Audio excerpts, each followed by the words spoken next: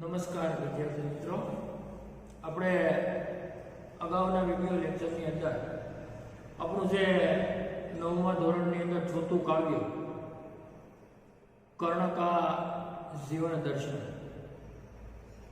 એ કાવ્ય આપણે બે વિડિયો લેક્ચરની અંદર એને બે પાર્ટની અંદર બે વિભાગની અંદર આપણે સમજવા માટેનો એ પ્રયાસ કર્યો। સાથે સાથે એ વિડિયો લેક્ચરના અંતે મેં તમને એ ચોથા કાવ્યને અનુલક્ષીને જે સ્ટડી મટીરિયલ્સ પણ આપ્યું હતું, તો એ સ્ટડી મટીરિયલની અંદર મેં તમને એક સૂચના પણ આપેલી છે કે ભાઈ આ સ્ટડી મટીરિયલ જે છે તેની અંદર આપણા પાઠ્ય પુસ્તકની અંદર સ્વાધ્યાયના જે પ્રશ્નો છે એ સ્વાધ્યાયના પ્રશ્નો તમામ કે જેની અંદર વ્યાકરણ હોય, અર્થાત સમાનાર્થી શબ્દો, વિરોધી શબ્દ, એ સિવાયના બીજા કોઈ અન્ય શબ્દો હોય, તો માત્ર એટલી વસ્તુ જે સ્વાધ્યાયની અંદર પાઠ્યપુસ્તકની અંદર આપવામાં આવેલી છે એ તમામ વસ્તુ તમારે પાઠ્યબુકની અંદર સારા અક્ષરે વ્યવસ્થિત રીતે લખવાની હતી, જે મિત્રો તમે લખી લીધી હશે।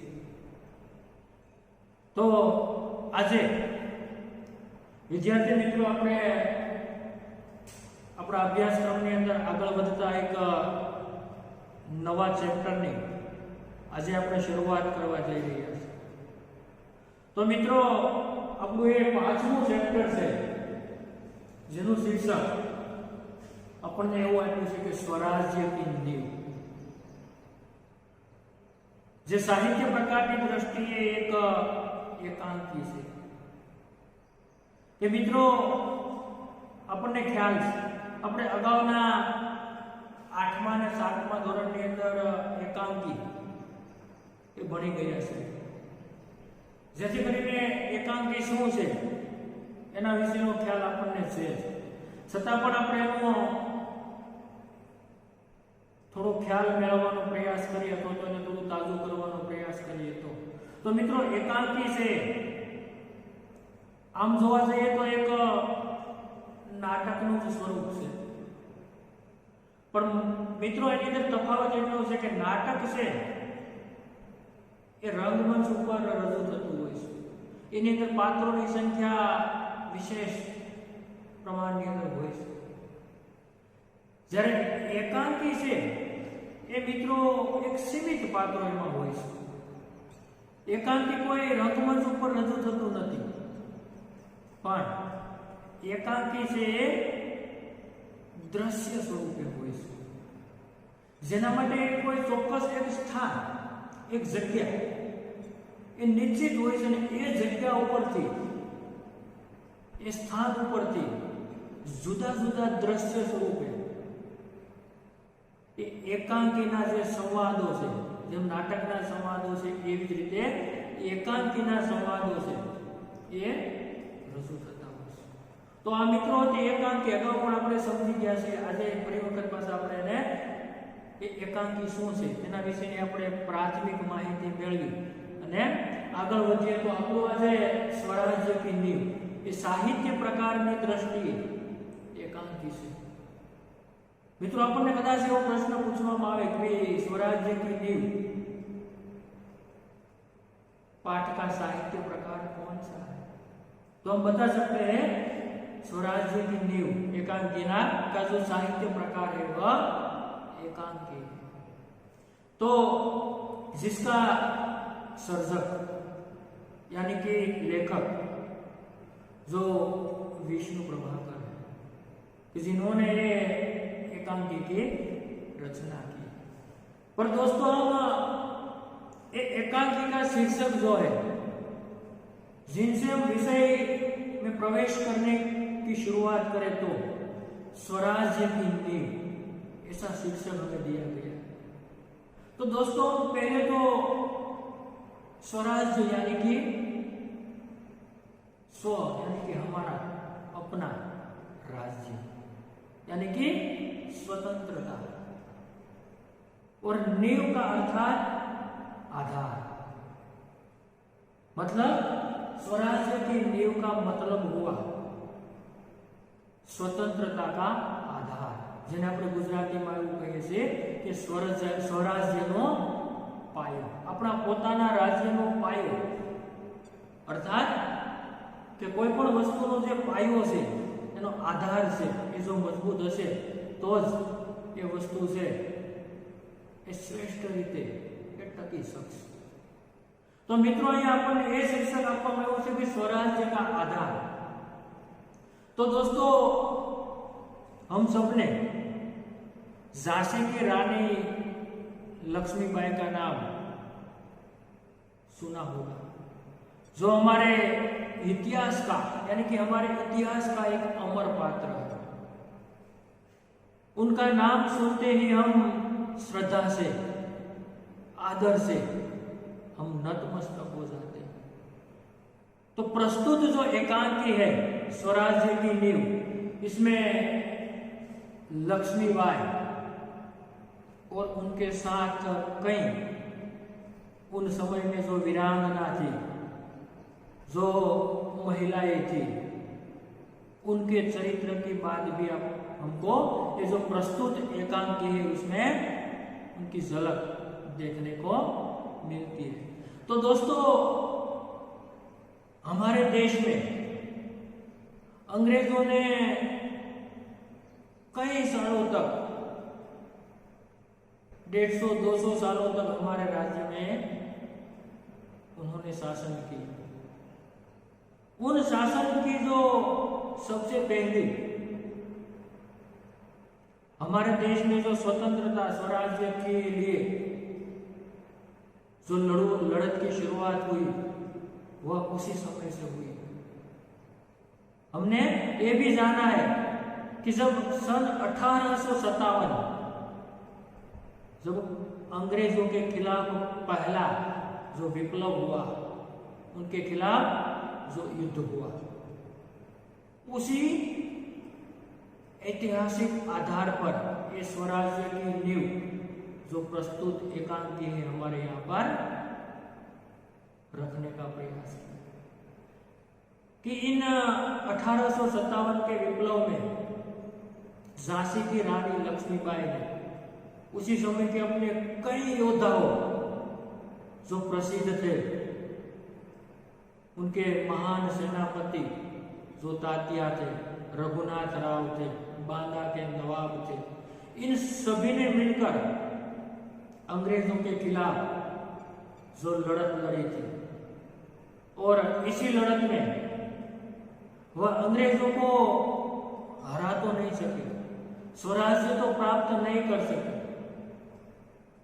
और क्यों प्राप्त नहीं कर सके, इसमें कौन सी हमारे तत्कालीन देश की, हमारे राजाओं महाराजाओं की जो क्षति हो, यानी कि जो थोड़े घणे यानी कि थोड़े बहुत अंश पर जो हमारे महान राजाओं की जो क्षति थी, जो आपस में लड़ने झगड़ने की जो विचारधारा थी, उन्हीं के कारण हमें स्वराज्य प्राप्त नहीं हुआ। लेकिन उसी क्रांतिकारियों ने, इसी महान योद्धाओं ने हमारे देश की जो ये आज हमें जो स्वतंत्रता प्राप्त हुई है, उसी स्वतंत्रता का एक आधार यानी कि वही स्वतंत्रता की जो स्वराज्य था उसकी नींव उसी विप्लव के साथ जुड़ा हुआ। यानी कि वह लोग हमें स्वतंत्रता तो नहीं दिला सके, परंतु उन्होंने इस स्वतंत्रता के लिए लोगों में इसी प्रकार एक जागरूक यानी कि एक चेतना का जो संचार किया, यानी कि स्वराज्य की सबसे पहली नींव 1857 के विप्लव में हिंदुस्तान में डाली गई। तो इसी कथा के आधार पर एक ऐतिहासिक एकांकी हमारे पाठ्यक्रम में यहाँ पर प्रस्तुत करने का प्रयास किया है। साथ साथ ये भी यहाँ पर लेखक ने बताने का प्रयास किया है कि हमारी ये स्वतंत्रता की जो लड़ाई थी उसमें उसी समय कुछ महिलाओं की भूमिका भी बहुत महत्वपूर्ण रही थी और इसी जो वीरांगना थी, जो झांसी की रानी के साथ साथ और कई जो हमारी एकांकी में जूही नामक एक महिला है, जो मुंदर नाम की एक महिला है, कि जिन्होंने भी स्वतंत्रता की लड़त में झांसी की रानी लक्ष्मीबाई के साथ अपना साथ देकर उन्हें स्वराज्य की नींव में उन्हें सहायता करने की जो उन्होंने कोशिश की।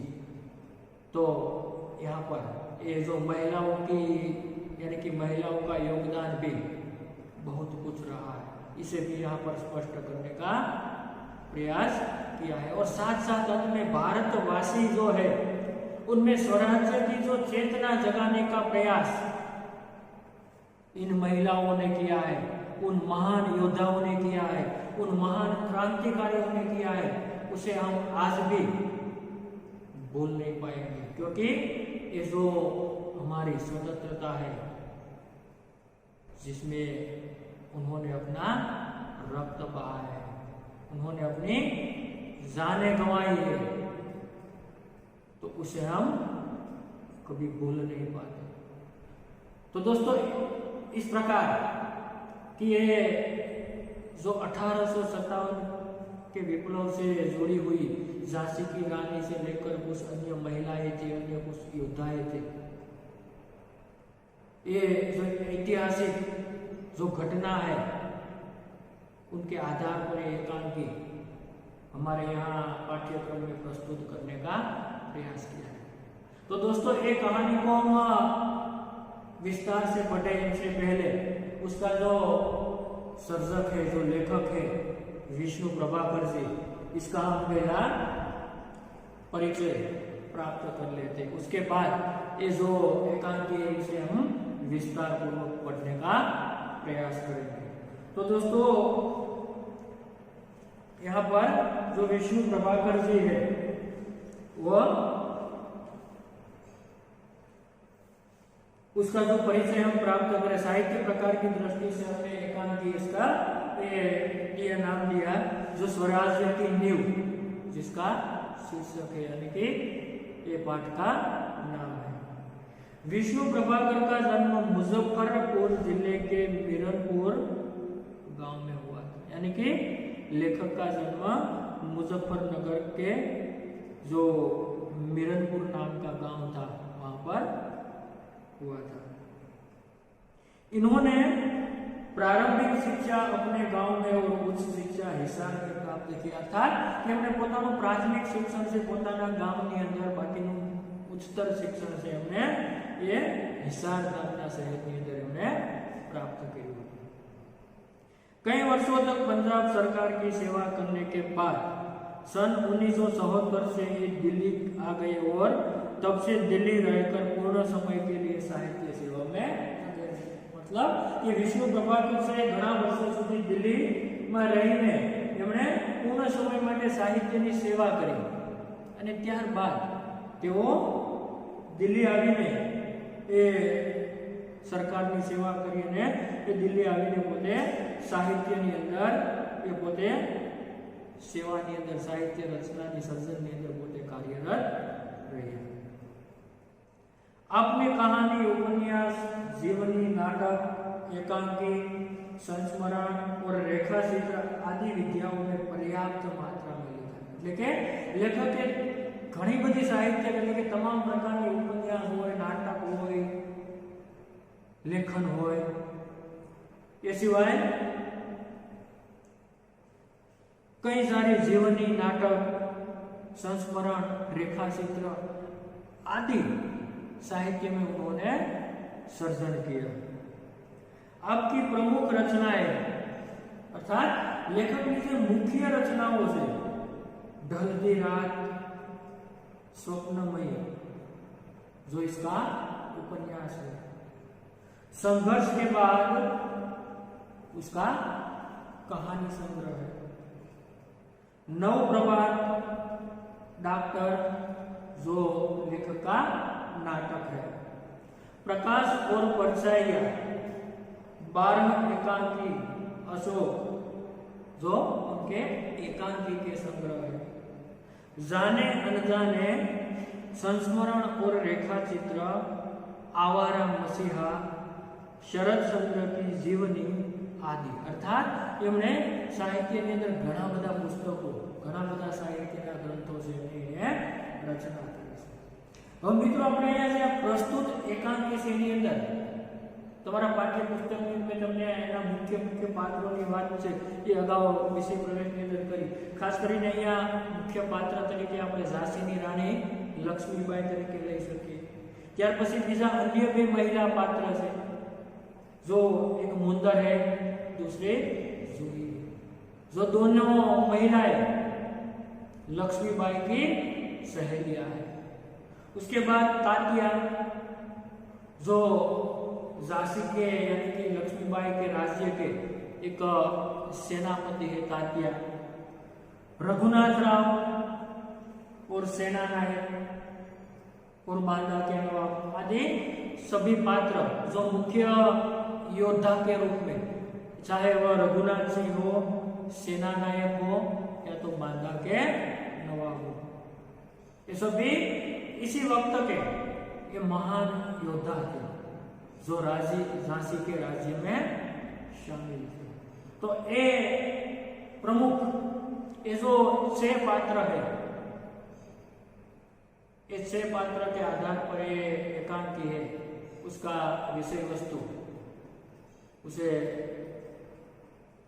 व्यवस्थित यानी कि सुव्यवस्थित तरीके से उन्हें विकसाने का या तो आगे बढ़ाने का कार्य किया। तो दोस्तों मैंने पहले बताया कि जो ये एकांकी होती है वह कहीं स्थान पर या तो कोई एक दृश्य के साथ उसे प्रस्तुत की जाती है, એટલે કે એને દ્રશ્ય સાથે રજૂ કરવામાં આવે। તો આ એકાંકીની શરૂઆત મિત્રો પ્રારંભ તમે જુઓ कि रंगमंच पर युद्ध भूमि का दृश्य अंकित किया जा सकता है। यानी कि जो एक स्थान है, जो मंच है, यहाँ पर युद्ध भूमि જેવી રીતે યુદ્ધનું મેદાન હોય, રણ મેદાન હોય એવું એક પૃષ્ઠભૂમિ, એક દ્રશ્ય એક તૈયાર અંકિત થયેલું अनुभवाय से देखाय से। कैंप कहीं पास ही लगा हुआ है, यानी कि युद्ध में जाने के लिए जो तैयारी के लिए उसका जो कैंप होता है वह उसके पास ही लगा हुआ है। महारानी लक्ष्मीबाई के तंबू का एक भाग दिखाई देता है, यानी कि महारानी लक्ष्मीबाई का जो टेंट है, जो तंबू है, उसका एक भाग यहां से दिखाई देता है। पर्दा उठने पर महारानी लक्ष्मीबाई अपनी सखी जूही के साथ उत्तेजित अवस्था में मंच पर प्रवेश करती है। यानी कि पर्दा उठने पर दृश्य की जब शुरुआत होती है तब महारानी लक्ष्मीबाई उत्साह के साथ आवेश में आकर, उत्साह यानी कि यहाँ पर उत्तेजित आवेश में आकर वह अपनी जो सखी जूही है उनके पास मंच पर प्रवेश करती है या तो प्रस्थान करती है। दोनों लाल कुर्ती के सैनिकों की वेशभूषा में, यानी कि जूही और लक्ष्मीबाई दोनों की जो पोशाक है लाल कुर्ती में, यानी कि एक सैनिक की वेशभूषा में दोनों सज है। इसी प्रकार जो ये पहला दृश्य यानी कि ये दृश्य के साथ जो एकांकी की शुरुआत यानी कि आरंभ होता है।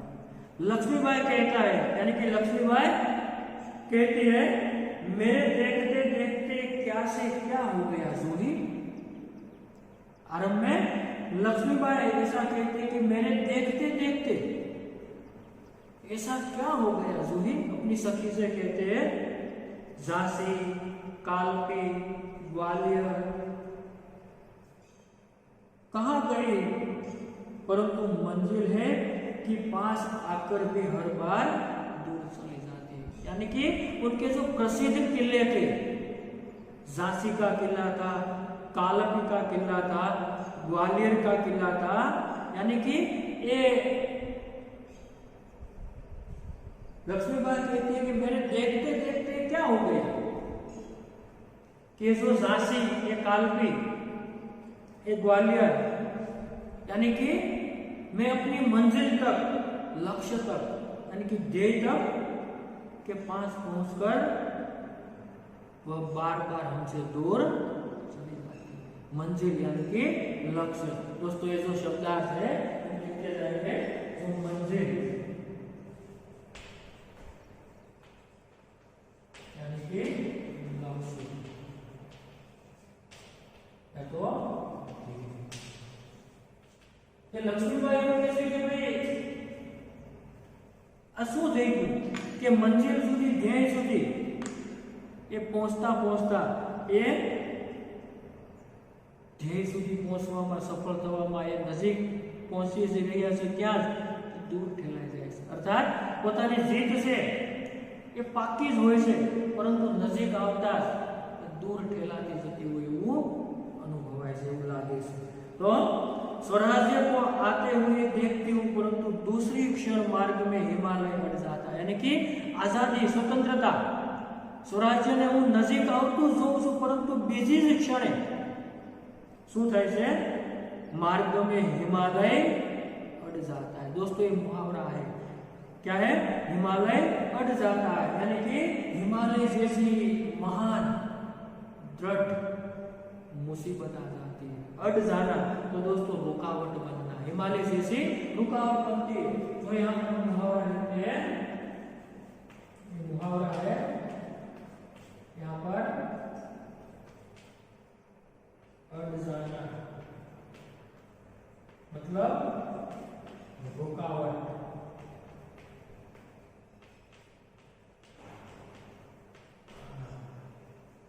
तो स्वराज्य से नजीक आवतुं એ દેખાય છે, પણ એ જ ક્ષણે, બીજ ક્ષણે હિમાલય જેવી કોઈ સમસ્યા, એ મુસીબતનો પહાડ એ રસ્તામાં ઊભો થાય છે, એ दूर ठेलाए जाए से, अड़ जाता है, रुकावट बनता है। फिर उसे पास करती हो तो महासागर की डरावनी लहरें थपेड़े मारने लगती है। અને જો એ સમસ્યામાંથી બહાર નીકળું तो फरी पासी बीजी समस्या, यानी कि महासागर की डरावनी लहरें थपेड़े मारने लगती है। यानी कि थपेड़े यानी कि लहरों के किनारों से टकराना। यहाँ पर क्या है? लहरें की थपेड़े,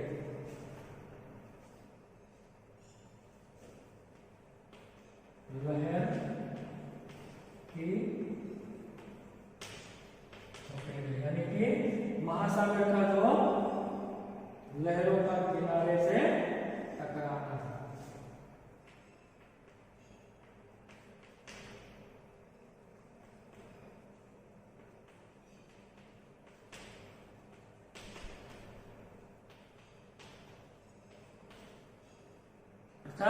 लक्ष्मीबाई એવું કહે છે કે એક સમસ્યામાંથી બહાર નીકળે છે તો બીજી સમસ્યા એ આવીને ઊભી જ રહે છે, એટલે કે डरावनी लहरें, જે डरावनी महासागરની લહેરો છે એ સામેથી थप्पड़ मारते हुए सामनो करतो હોય वो लागे છે।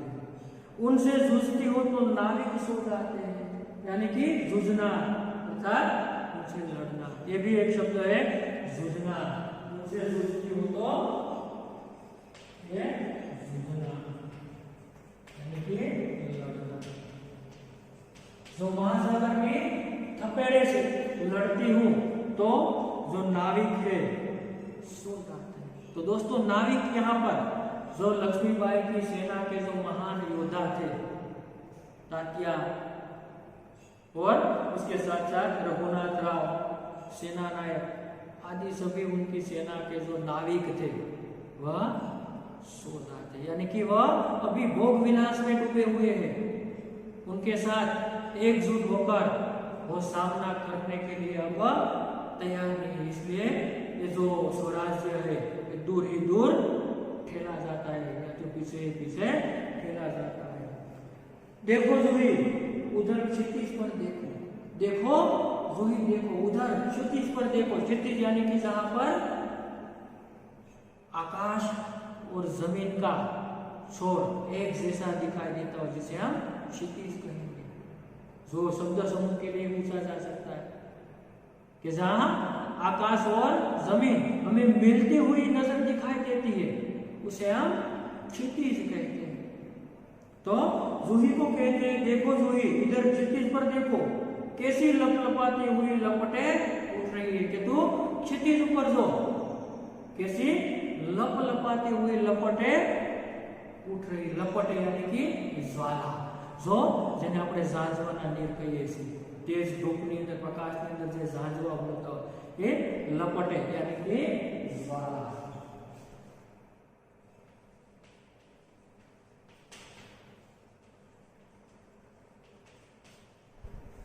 जो ज्वाला मारा सारा आकाश धूम घटाओ से छाया हुआ है, कि आखो आकाश है धूम घटाओથી ये छवाયેલું છે।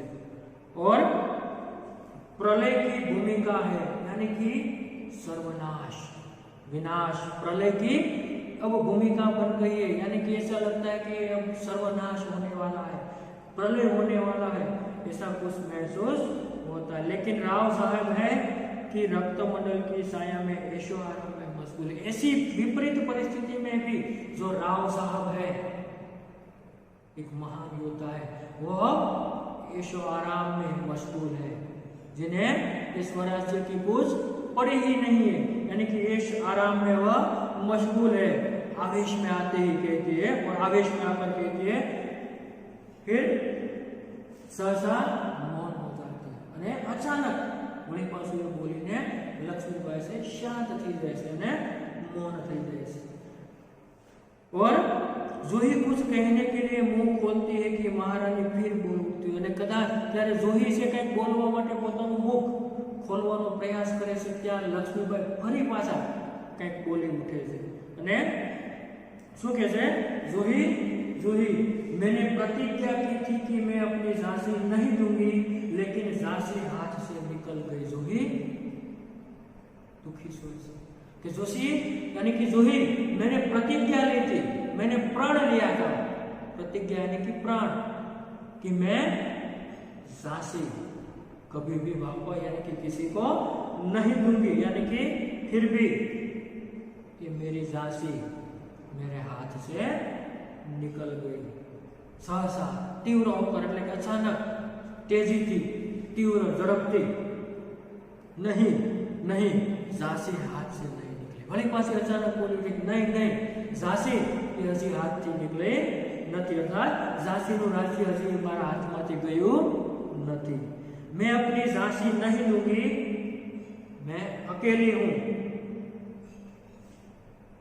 लेकिन उससे क्या मैं अकेली ही झांसी लेकर आई। फिर वह साहसपूर्ण कहती है नहीं मैं झांसी कभी नहीं लूंगी, मैं अकेली हूं, तो क्या हुआ फिर भी मैं अकेली इस झांसी को वापस लेकर रहूंगी। ऐसा वह साहसपूर्ण यानी कि हिम्मत पूर्वक वह प्राण करते हैं, यानी कि वह प्रतिज्ञाबद्ध रहती है।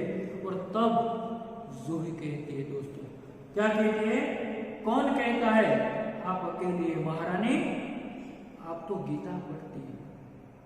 जूही कैसे कौन એવું કહે છે કે મહારાણી તમે એકલા છો, તમે તો ગીતા વાંચો છો, जो हमारा प्रसिद्ध धर्म ग्रंथ है, जो एक जीवन जीने की, जीवन में न निराश होने की, उदास न होने की हमें प्रेरणा देता है, तो तुम तो गीता पढ़ते हो। फिर यह निराशा कैसी, પછી તો પછી આ નિરાશા કેમ, તમે તો ગીતા વાંચો છો। ગીતા વાંચનાર વ્યક્તિ જીવનમાં ક્યારેય હતાશ કે નિરાશ થાય નહીં, તો તમે નિરાશ કેમ થયા?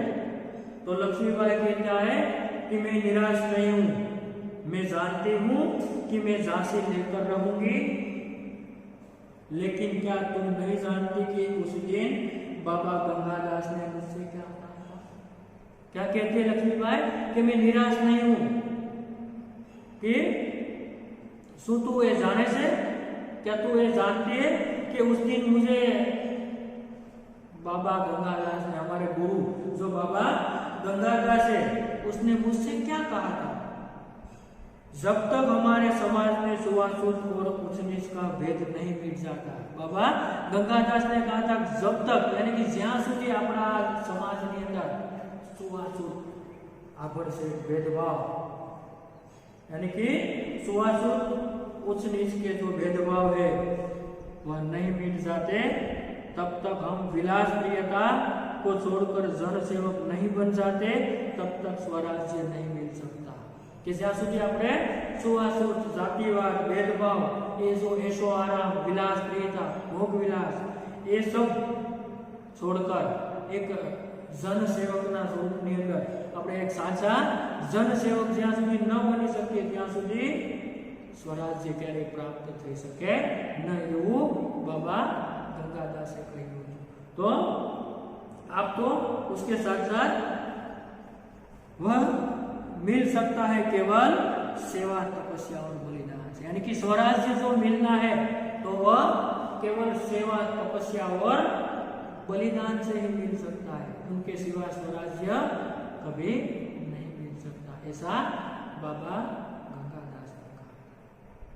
और फिर जूही कहती है, लेकिन महारानी उन्होंने तो यह भी कहा था, जूही कहते महारानी एमणे तो એવું પણ કહ્યું હતું કે स्वराज्य प्राप्ति से बढ़कर है स्वराज्य की स्थापना के लिए भूमि तैयार करना, यानी कि बाबा गंगादास ने तो यह भी कहा था कि भी स्वराज्य प्राप्त करने से अलावा उनके लिए जो स्वतंत्रता है उनके लिए भूमि तैयार करना, नींव डालना यानी कि आधार बनाना, भूमि तैयार करना, वह भी उन्होंने कहा था। क्या? भूमि तैयार करना यानी कि आधार बनाना, यहाँ पर भूमि तैयार करना, तो आधार बनाना अथवा तो नींव डालना, એવું પણ કહી શકીએ, नींव डालना। बाबा गंगादास ने यह भी कहा था कि स्वराज्य के लिए न केवल त्याग समर्पण, उसके लिए केवल उसकी जो भूमि तैयार की जाए यानी कि उसका जो नींव डाली जाए वह भी उसके लिए प्रमुख है, यानी कि महत्वपूर्ण। और फिर स्वराज्य की नींव का पत्थर बनना, कि स्वराज्य ની જે શરૂઆત છે એના પાયાનો પહેલો પથ્થર બનવું, એને પાયો નાખવું, उसकी नींव डालना, वह भी बाबा गंगादास ने कहा था। सफलता और असफलता देव के हाथ, यहाँ पर देव का मतलब दोस्तों नसीब, यानी कि सफलता મળે કે असफलता મળે એ તો નસીબની વાત છે, પણ આ વસ્તુ પહેલા માણસે જીવનની અંદર સંઘર્ષ કરીને અવશ્ય કરવું જોઈએ। लेकिन नींव के पत्थर बनने से हमें कौन रोक सकता है? છતાં પણ પાયાનો પથ્થર બનવા માટે આપણને કોણ રોકી શકે છે? આપણે એના માટે એ પ્રયાસ કરી શકીએ છીએ, તો આગળ વધી શકીએ છીએ, वह हमारा अधिकार है, અને સાથે સાથે તે આપણો अधिकार પણ છે। लक्ष्मीबाई मुस्कुरा कर कहती है शाबाश मेरी कर्नल, इसी प्रकार लक्ष्मीबाई को एक उत्साह बढ़ता है और वह मुस्कुरा कर जूही को कहता है कि शाबाश मेरे कर्नल, तुम लोगों के से मुझे यही आशा है कि તમારાથી મને એવી જ આશા હતી। जिस स्वराज्य की नींव तुम जैसी नारियां बनने जा रही है, कि જે સ્વતંત્રતાનો પાયો તારા જેવી મહિલાઓ બનવા જઈ રહી છે वह निश्चय महान होगा, અને તે ખરેખર महान હશે, ये श्रेष्ठ हશે। मुझे इस बात की चिंता नहीं है कि वह मेरे जीवन काल में आता है या नहीं आता, लेकिन मुझे इस बात का दुख अवश्य है कि हमारे पास शक्ति है फिर भी हम दुर्बल। अर्थात लक्ष्मीबाई એવું કહે છે કે મને એ બાબતની ચિંતા છે કે કદાચ એ મારા સમયગાળાની અંદર એ કદાચ स्वतंत्रताનો પાયો નખાય કે ન નખાય એની મને ચિંતા નથી, પણ મને એ બાબતનું દુઃખ છે કે हमारी पास यानी कि अपनी पास है श्रेष्ठ शक्ति से, हमारे पास श्रेष्ठ सेना है, यानी कि हमारे पास सभी प्रकार की शक्ति है, फिर भी हम दुर्बल हैं।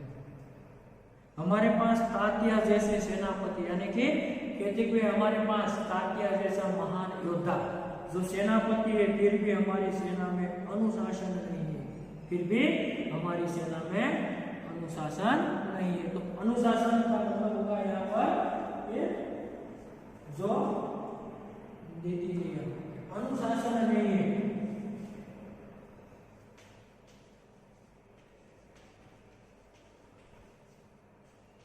अनुशासन यहाँ पे शिस्त पर कह सकते हैं कि हमारे पास ये शिस्त या तो नीति नियम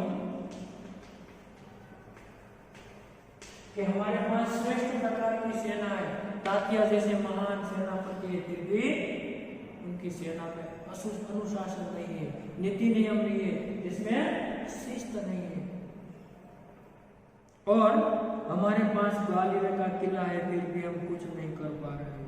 क्या कहती है?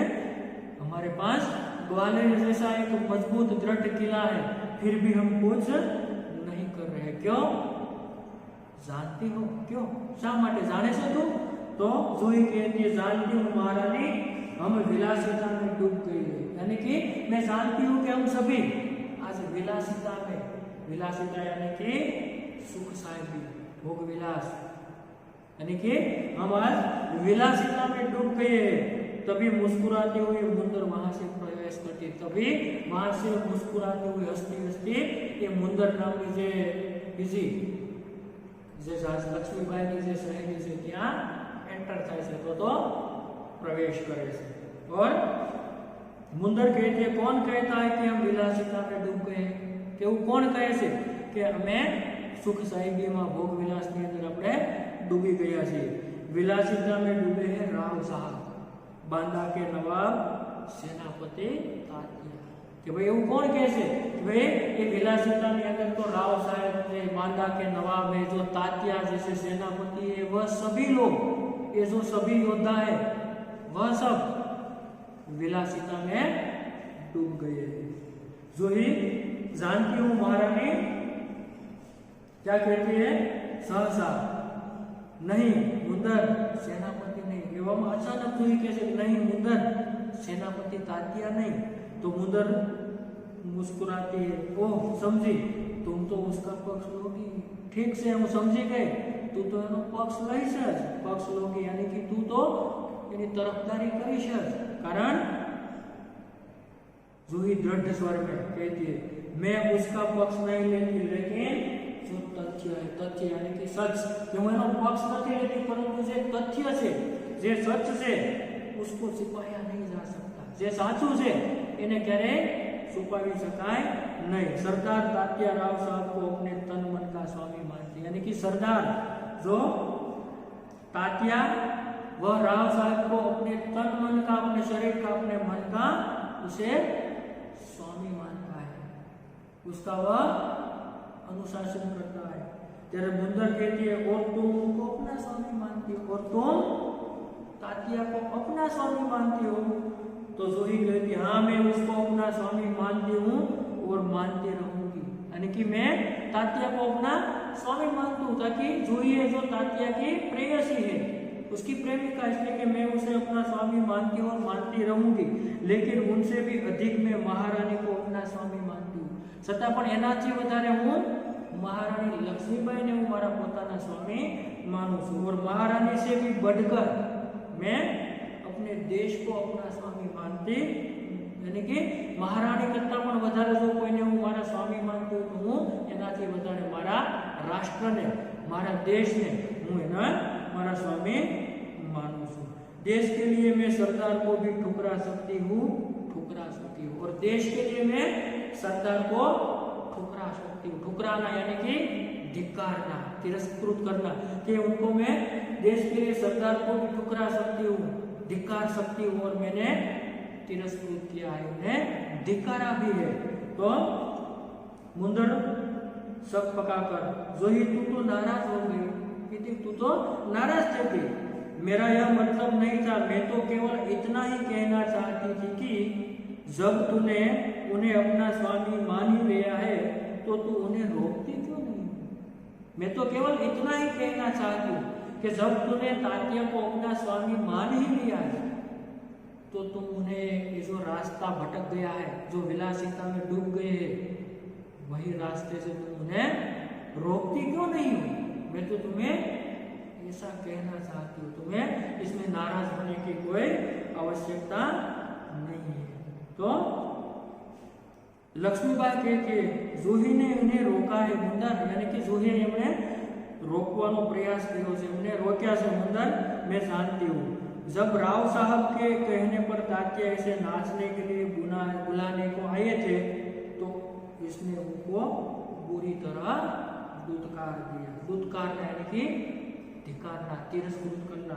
के लक्ष्मीबाई कैसे वच्चे पड़ीने मैं जानू छू कि भाई जूहीए सेनापतिने रोकવાનો प्रयास કર્યો છે, જેણે રાવ સાહેબના કહેવા પર તાત્યા જ્યારે જૂહીને નૃત્ય કરવા માટે, નાચવા માટે જ્યારે બોલાવવા આવે છે ત્યારે जूहीए एमना स्वामी तात्या ने दुत्कार दिया था, यानी कि उसे धिक्कार दिया था और वह नृत्य करने के लिए, नाचने के लिए वह नहीं गई थी, ऐसा मैं जानती हूँ।